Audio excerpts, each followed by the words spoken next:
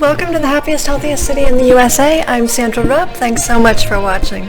I only want to be on social media that has positive energy. I want to be around people that appreciate diversity of thought and conservative values. We're going to see a lot more conservative social media doing really, really well. And I would ask President Trump, whom I've met, to tell us what social media he's going to use. Maybe he'll start his own company. These are the ones that are going to be attracting so many more users. I'd like to give a warm welcome to my viewers around the globe in 168 countries. I have met some of the nicest people I've ever met, and I have gained so many new followers. Stand up for how you want to be treated, okay? Because 99.9% of Trump supporters are great people.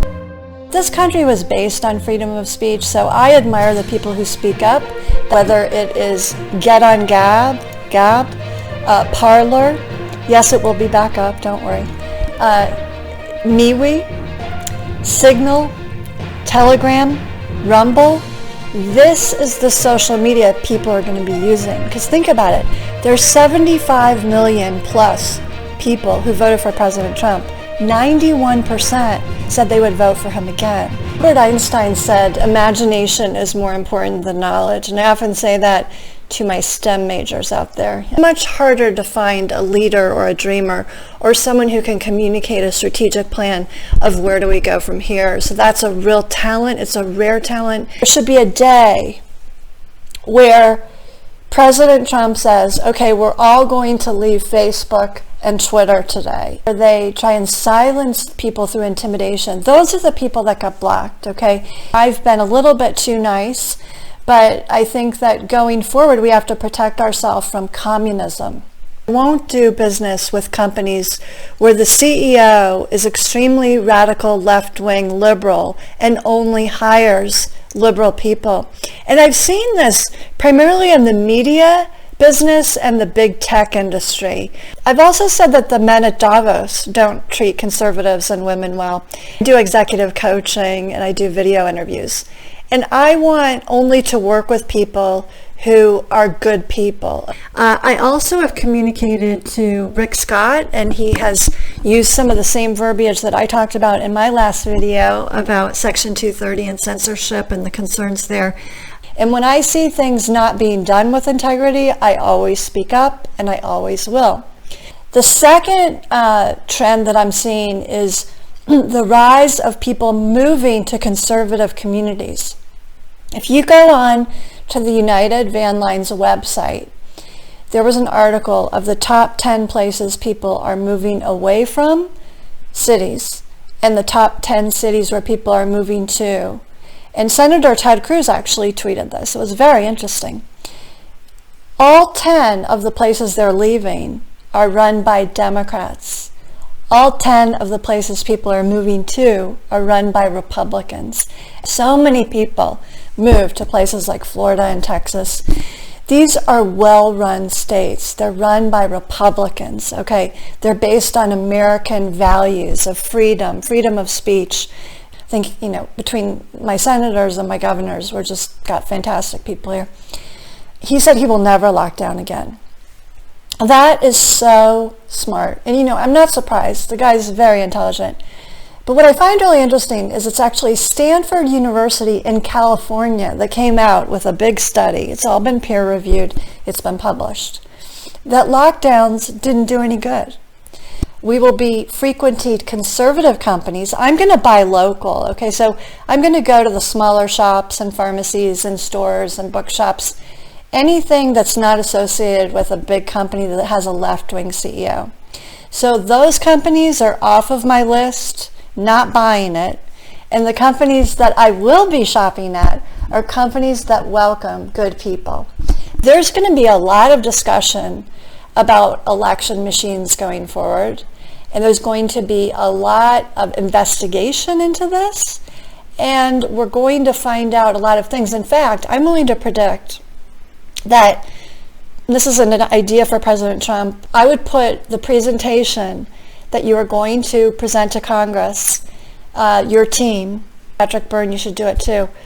I would put it on right side broadcasting, so that all the people that wanted to see that presentation, and believe me, there were many, can see the presentation state by state. Okay, and we want to see those 6 states. We want to see the presentation.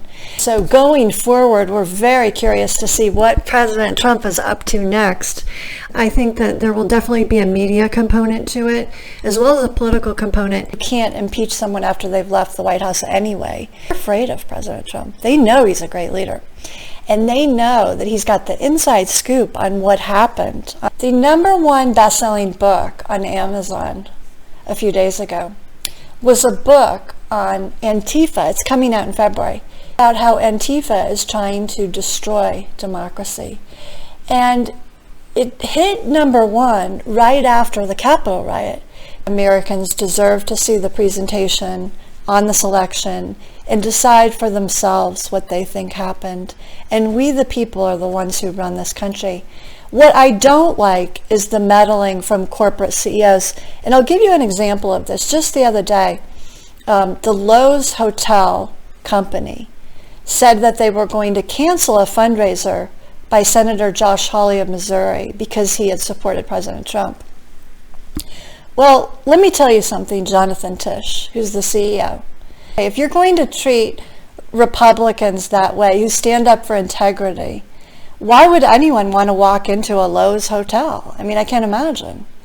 And I would say this to Senator Josh Hawley: there are many better places that you can host a fundraiser, okay? So I invite you to head over to all the magnificent Trump hotels.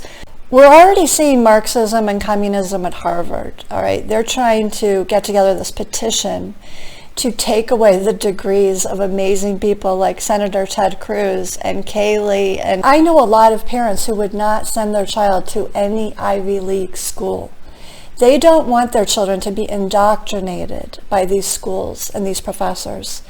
And so there are conservative universities out there. There are universities that embrace diversity of thought. Those are the universities that are going to thrive going forward. So that's another trend that I'm predicting. Freedom is something that we all value. We value the U.S. Constitution. It's now the rich people who are the Democratic Party, the ultra-rich, because that's sort of the limousine liberal crowd, and they have all these ideas of how things should work, but they are not really inclusive in terms of economic growth. So what's happened is the hardworking Americans are now joining the Republican Party because they don't want to be part of open borders. I mean, the crazy thing about this whole inauguration is they believe in open borders around the United States. They want to take down the wall. Why the heck do they need to build a wall around Washington, D.C.? I mean, it's so preposterous. And when you look at the setup of the inauguration, it looks like China. They spaced the chairs apart. There's very few chairs. There are very few people that want to show up because, honestly, I think this whole thing is a big charade. And all of the Trump supporters, cheer up. President Trump is the leader of the free world. So all of you Republicans who vote against President Trump, your jobs are at risk. I'd like to thank everyone for watching, and for all those CEOs and leaders out there with a heart who would like to be on my show, please contact me. It's a very friendly style. I'd say it's a combination of perhaps Oprah Winfrey and Barbara Walters. Because of my background in executive search, having interviewed people for a living for so many years in New York, we're going to have some really interesting guests that we're starting to line up. So you can donate at patreon.com. I'm Sandra Rupp. Thanks so much for watching. Love you all.